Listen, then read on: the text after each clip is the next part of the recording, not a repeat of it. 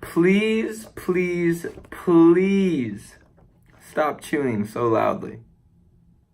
Quit chewing so loudly, please. And as you might guess, this is the topic of my persuasive speech, is to persuade all of us to be more mindful when chewing. As this is kind of more of a silly topic, it's serious. It can be serious in lives who suffer from a actual scientific neurological disorder. So, please, please, please stop chewing so loudly. We have 4 specific purposes we're going to look at today. Number 1, a specific purpose is to inform classmates about the disorder called misophonia. Number 2, to inform classmates about the ongoing studies of misophonia. Number 3, to persuade classmates to chew politely and considerately. And number 4, to inform classmates on different ways to chew in a non-obnoxious manner. So, moving on, I want to share with you guys a proposition. This is my proposition for this attempt to persuade you to be more considerate in your chewing while enjoying the amazing sustenance the Lord has given us. But here's my proposition, right? Everyone should enjoy their food in a considerate manner for those who are in an earshot of hearing the first part of the digestive process. Let me repeat this so it may stick. Here's my proposition, okay? Everyone should enjoy their food, right? There's no doubt about that. But in a considerate manner to those who are around them and can hear this first step of the digestive process, and that is, right? So everyone, enjoy your food. But let's enjoy it considerately, right? I could grab a bag of chips while I'm doing this speech and just take in a chip, right? And just keep going on with my persuasive speech. And actually, I'm pretty hungry, so this is a really good illustration. It benefits me a lot. Right? I could just keep talking to, right? You guys being an earshot of my chewing, but that's really annoying, isn't it? Right? It's really annoying to hear people chew really loudly. Trust me. I know. So, trust me, I'm not going to do that again. It satisfied my hunger and satisfied the purpose of an illustration, but you get what I'm trying to say. It's annoying hearing people eat. So, I'm going to explain the annoyance that people who suffer from misophonia feel of hearing people chew obnoxiously. So misophonia is an uprising, a very late study in the past few years. They have discovered that there is hatred of sounds. It is a neurological disorder. And what misophonia means is the hatred of sounds, okay? And there's subcategories. We all hate different sounds, right? Different sounds, and some of them are pretty whack, right? But one of the most common talked about misophonia subcategories would be the hatred of smacking, right? The hatred of chewing. And if you don't struggle with when you hear somebody chew and you don't think that's the grossest thing in the world, then I commend you, right? And you are the minority. Because trust me, the majority of people hate the sound of chewing, right? And so what misophonia is, it's just the hatred of a sound. You get goosebumps, you cringe, right? The hairs on the back of your neck just go boop, right? It's the hatred of sound, and that's what misophonia is. And in the past years, there's been a growing study of people actually discovering in-depth details about what happens in the brain when they hear chewing, and there are plenty of ways we can fix this, and that's what we're going to look at today and tie into persuading us to, hey, let's be considerate of these people who suffer from misophonia. So there's a need. What is that need? The need is people need to change the way they eat, right? Hearing people chew so loudly is so annoying, right? Me eating this bag of chips and chewing oh so loudly was so annoying. And so what's the need? To not be annoying, right? To figure out how we can digest this not perfect, but this delicious food in a considerate manner, right? All things in moderation, as the Bible says. So I'd like to do a reference, and if you guys don't like The Office, you won't get it, but thousands of people suffer every day, Jim. I probably really butchered that quote, but I really tried, right? For your entertainment purposes, I tried. So if you like The Office, you'd know what I'm quoting. Dwight talking to Jim about identity theft, but I went to apply this to misophonia, and the truth behind it is thousands of people suffer every day from misophonia. It's not a joke. It seems like a joke, and I kind of think it's funny that I'm speaking on this, but it's so true. Thousands of people suffer every day, and we could be considerate in the way that we eat and preferring them before ourselves, right? So satisfaction steps, right? What's the satisfaction step? There are two benefits to being more mindful of your chewing, right? Here's the satisfaction. Why should we do it? Because there's two benefits. What are the two benefits?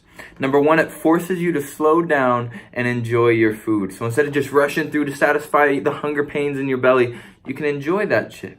You can enjoy Miss Vicky's jalapeno baked delicious potato chips one by one instead of just down in the bag, right? Instead of just down in the bag. And number two, it blesses those human beings near you so that they don't have to suffer through hearing you crunch so loudly and eating so maliciously, right? So those are the two benefits of the satisfaction that will come both on the person who's eating and on the person who are hearing the person eating, right? So I want to do something. Let's have a visualization moment. So if I can get you to close your eyes, right? Let's all just close our eyes real quick, okay? You can put your hands over your eyes or just close your eyelids. Okay, and I want us to imagine a scenario, right? And that scenario is, imagine you're in your favorite restaurant. Your favorite restaurant. I don't know what your favorite restaurant is. You fill in the blank. where is your go-to place, your favorite restaurant? Imagine you're sitting right smack dab in the middle. Imagine the smells. Imagine the vibe. Imagine the location. Imagine you're sitting in this restaurant. Now imagine all your favorite people are in this restaurant with you. They can be celebrities, they can be family members, whoever your favorite people are on earth, including Jesus, right? He could be there too, eating with you, breaking bread, right? Whoever it is, imagine you're just sitting, right? Because this is just a makeup scenario. So you imagine it could be superheroes, it could be whatever you think, but your favorite restaurant and your favorite people around you. Now begin to hear everyone's conversation and laughter as they are waiting for their food. Imagine the fellowship going on, right? People hanging, right? Chilling. Imagine what's going on, okay? Just talk and laugh and visualize it and hear it. Now visualize the food being brought to these favorite people of yours in this favorite restaurant of yours. As they begin to eat, imagine the room being overcome with malicious chomping as they eat their food. The night's ruined, right? All you can hear is chewing. You're with your favorite people in your favorite restaurant, but everybody's being so annoying with their chewing that you just want to leave, right? Imagine the room is completely filled with the sound of eating. Ugh, that is disgusting, of chewing, of right? Imagine that. That is disgusting. We need to fix this. So the question arises, okay, how do we fix this? What action step do we take to fix this? Well, I'm so glad you asked, and I'm so glad you were paying attention. Let me answer that question for you. So there's two things we need to do. We need to do a set of steps before we start eating, and then we need to do some stuff as we're eating. So we're going to look at what we do before we start eating first to kind of apply it of how we become more considerate in our consuming of sustenance. So before you start eating, I want to ask you, look around you and see if there's anybody. Ask yourself, is there anybody close to me that could potentially hear the annoying sound of my jaws smack as I eat this delicious al pastor taco with extra avocado and no cilantro, right? Ask yourself this. Is there somebody around me who's going to hear my chewing, my eating? And so if the answer is no, you go right ahead and you down that thing with no regrets, right? No regrets. You down that thing. But if the answer is yes, something's got to change. You say, what needs to change? Well, thank you for asking. Let me answer that question. If the answer is yes, then you should scoot a little farther away from said person and your general vicinity, right? So if you look around and you're wanting to down this al pastor street taco with extra avocados and no cilantro, but there's somebody sitting right next to you, this is all you got to do. Simple as this. And then eat it. Right? So considerate of you to prefer their hearing of your chewing before you're chewing, right? You know what I'm saying? So that's what you do before you start eating, right? So let's say you either scoot back or nobody's there and you're starting to eat. Now, what do we do while we start eating? Well, I'm glad you asked that question. Let me answer it real quick. So when you start eating, eat slowly. And enjoy your delicious al pastor street taco with extra avocados and no cilantro. Enjoy it. Enjoy it by taking smaller bites in order to savor every part of your delicious al pastor street taco with extra avocados and no cilantro. Enjoy that by taking small bites. By eating slowly instead of just, right? Because remember the benefits we looked at earlier? You get to enjoy your meal more, and they don't have to be annoyed constantly by your chewing, right? Everybody's happy. Everybody's happy. I want to read you a verse. It is in Ecclesiastes 9, verse 7, and it says, "Go eat your food with gladness and drink your wine with a joyful heart, for God has already approved what you do." You guys eat. Enjoy your eating. Just like this verse. Eat your food with gladness. Drink with joyfulness, right? But let's not forget what Romans 12 tells us. Prefer others before ourselves. Or Philippians, right? Esteem others better than ourselves. So let's consider these people who struggle with misophonia. And let's prefer them by eating better and smarter and quieter. So if you don't excuse me, I'm going to finish my delicious snack. But first, I'm going to make sure if there's people around me.